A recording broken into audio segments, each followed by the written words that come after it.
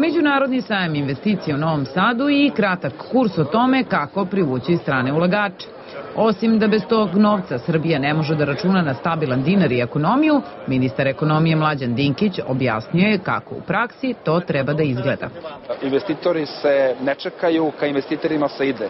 Investitori se vuku za rukav. Kada neko to shvati, onda će imati uspeha u privlačenju investicije.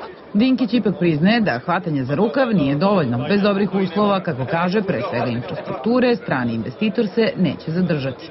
Mi moramo da učinimo sve da dodatnim podsticajima pomognemo i onim opštinama gde nisu stigli investitori, gde ima nezaposlenih da dobiju šansu da dobiju posao. I dok ministar ekonomije rešenje vidi u stranim investicijama, u Beogradu na nacionalnoj konferenciji agrobiznisa Saša Dragin spas vidi u poljoprivredi. Svaki dinar koji se uloži u poljoprivrednu proizvodnju se državi vraća kao 5 dinara, a u ovoj godini kada su cene poljoprivrednih proizvoda značajno veće, čak i do 10 u pojedinim kulturama. Što znači da poljoprivreda nije generator krize, nego njeno rešenje.